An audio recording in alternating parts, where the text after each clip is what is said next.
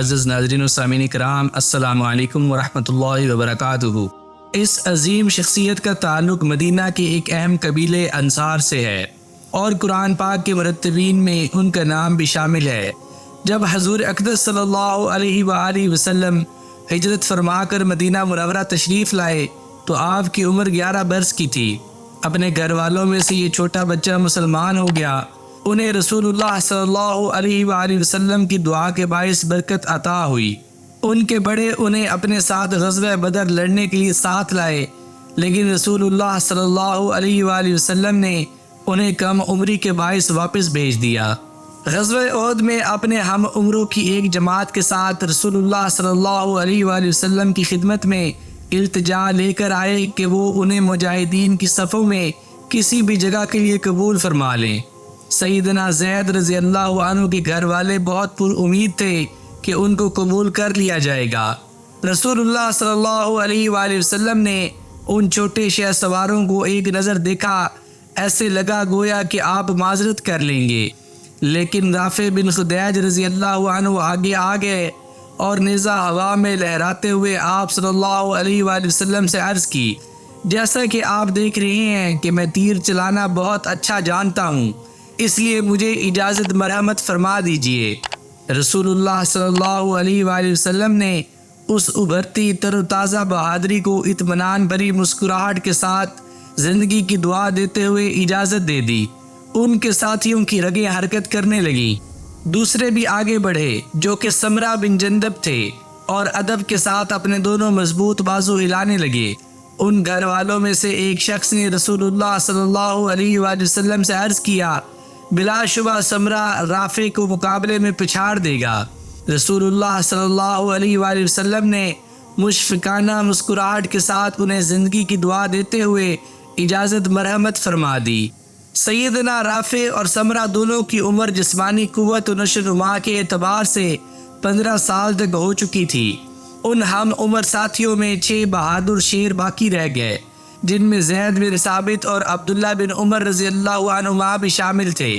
وہ کبھی امید کے ساتھ التجا کرتے ہوئے کوشش کرتے، کبھی آنسوؤں کے ساتھ اور کبھی اپنے مضبوط پٹھوں کو پیش کرتے ہوئے کوشش کرتے، لیکن وہ نو عمر تھے اور ان کے جسم نرم و نازک تھے، لہٰذا رسول اللہ صلی اللہ علیہ وآلہ وسلم نے ان سے آئندہ پیش آنے والے غزوات میں شریک ہونے کا وعدہ فرما لیا۔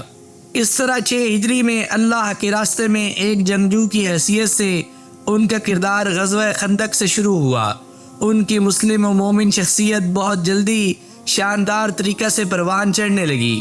وہ صرف ایک مجاہد کی حیثیت سے ہمسروں پر فوقیت نہیں لے گئے تھے، بلکہ ایک مہذب و مختلف خصوصیت کی وجہ سے بھی انہیں فوقیت حاصل تھی۔ وہ قرآن کو حفظ کرنے کے لیے اور پختہ کرنے کے لیے مسلسل پڑھا کرتے اور رسول اللہ صلی اللہ علیہ وآلہ وسلم کے لیے وحی کی کتابت فرماتے۔ علم و حکمت میں فوقیت لے گئے۔ رسول اللہ صلی اللہ علیہ وآلہ وسلم نے جب باہر کی تمام دنیا کو دعوت پہنچانے کا کام شروع فرمایا اور بادشاہوں کو خطوط بھیجنے کا سلسلہ شروع فرمایا تو حضرت زید بن ثابت رضی اللہ عنہ کو ان لوگوں کی کچھ زبانیں سیکھنے کا حکم فرمایا، لہٰذا انہوں نے بہت مختصر وقت میں ان زبانوں کو سیکھ لیا۔ یوں سیدنا زید بن ثابت رضی اللہ عنہ کی شخصیت اور چمک اٹھی اور انہوں نے اس جدید معاشرے میں بلند مقام حاصل کیا اور مسلمانوں کے نزدیک مقام و عزت و احترام و توقیر حاصل کی۔ جب سے وحی نے رسول اللہ صلی اللہ علیہ وآلہ وسلم کے دل تک پہنچنے کا راستہ اختیار کیا تھا تاکہ وہ منظرین میں شامل ہو جائے، پہلی وحی کا نازل ہونا تھا کہ زید کا کاتب بننا تھا۔ اس آغاز سے لے کر جب کہ وحی رسول اللہ صلی اللہ علیہ وآلہ وسلم کے ساتھ ساتھ تھی اور رسول اللہ صلی اللہ علیہ وآلہ وسلم جب اللہ سے نور و ہدایت طلب کرتے ہوئے اپنا رخ اللہ کی طرف کرتے تو وحی ان کی طرف آ جاتی۔ پیغام رسالت کے اس تمام عرصہ میں جب نبی کریم صلی اللہ علیہ وآلہ وسلم ایک غزوہ سے فارغ ہوتے اور دوسرا شروع کر دیتے، وحی بتدریج نازل ہوا کرتی تھی۔ جب کوئی واقعہ رونما ہوتا تو وحی کا نزول ہوتا اور آپ اسے لوگوں تک پہنچاتے اور بعض ان میں سے یاد کر لیتے اور بعض لکھ لیتے۔ قرآن ایک ہی وقت میں نازل نہیں ہوا، اس لیے وہ کسی ایک مؤلف شدہ کتاب کی شکل میں نہیں تھا۔ بلکہ وہ تو صرف ایک ایسی نئی امت کے لیے رہنمائی کرنے والا تھا جو طبعی اعتبار سے جس کی عمارت کی ایک ایک اینٹ ایک ایک دن میں رکھی جا رہی تھی، اس کے عقیدے کی بنیاد اٹھائی جا رہی تھی، اور اس کا قلب فکر اور ارادہ مشیت الہی کے مطابق تشکیل پایا تھا، جو اس نے اپنے اوپر لازم نہیں کیا تھا، بلکہ اس امت کا اس مشیت کے لیے مکمل رضا کا اور قائل ہونے کا راستہ اختیار کرتے ہوئے بشری تجربہ کو ساتھ رکھا تھا۔ اس لیے قرآن مختلف اوقات میں نازل ہوا، جو کہ مختلف ٹکڑوں میں تقسیم ہو گیا۔ حضور اقدس صلی اللہ علیہ وآلہ وسلم کی وصال کے بعد مسلمان فوراً مرتدین کے ساتھ جنگ کرنے میں مشغول ہو گئے۔ جنگ یمامہ وہ لڑائی تھی جس لڑائی میں قرہ و حفاظ صحابہ کرام رضی اللہ عنہم کی ایک بڑی جماعت شہید ہو گئی۔ قریب تھا کہ ارتداد کی آگ ٹھنڈی ہو جاتی کہ حضرت عمر رضی اللہ عنہ خلیفہ سیدنا ابو بکر صدیق رضی اللہ عنہ کی خدمت میں ایک پر اسرار رغبت لے کر حاضر ہوئے کہ وہ بقیہ قرہ و حفاظ کی شہید ہونے سے پہلے ہی قرآن کو جمع کرنے میں جلدی کریں۔ ابو بکر رضی اللہ عنہ نے استخارہ کیا، پھر سیدنا زید بن ثابت رضی اللہ عنہ کو بلا کر ان سے کہا کہ تم جوان ہو، تم پر کسی کو بدگمانی نہیں۔ پھر ان کی مدد سے قرآن کریم جمع کرنے کا کام شروع کر دیا۔ حضرت زید بن ثابت رضی اللہ عنہ اس کام کے لیے ہمہ گوش ہو گئے۔ اس عظیم و مشکل کام کی تکمیل کے لیے انہوں نے شاندار بہادری کے جوہر دکھائے۔ چنانچہ انہوں نے جو قرآن شریف متفرق طور پر لکھا ہوا تھا اور جو ان حضرات صحابہ کرام رضی اللہ عنہم کے سینوں میں تھا، سب کو تلاش کر کے جمع کرنے لگے۔ پھر ان کا تقابل کرتے اور تحقیق کرتے، یہاں تک کہ انہوں نے قرآن کو مرتب و متفق طریقے سے جمع کر لیا۔ ان کے اس کام کا تزکیہ ان صحابہ رضی اللہ عنہم کے اجماع نے کر دیا تھا جنہوں نے رسول اللہ صلی اللہ علیہ وآلہ وسلم سے پیغام رسالت کے تمام سالوں میں اس کلام کو سنا، خاص طور پر ان صحابہ میں سے جو علماء، حفاظ اور کاتب تھے۔ سیدنا زید رضی اللہ عنہ اس عظیم و مشکل مہم کی تصویر کشی کرتے ہوئے فرماتے ہیں، خدا کی قسم، اگر مجھے یہ حکم فرماتے کہ فلاں پہاڑ کو توڑ کر ادھر سے ادھر منتقل کر دو، تو یہ حکم بھی میرے لیے قرآن جمع کرنے کے حکم سے سہل تھا، یعنی آسان تھا۔ کیوں نہیں؟ سیدنا زید رضی اللہ عنہ کے نزدیک اپنے کندھوں پر ایک پہاڑ یا کچھ پہاڑ اٹھانا اس بات سے زیادہ پسندیدہ بات تھی کہ ان سے کسی آیت کے نقل کرنے میں یا کسی صورت کے مکمل کرنے میں کسی ادنا سی غلطی کا بھی صدور ہو جاتا۔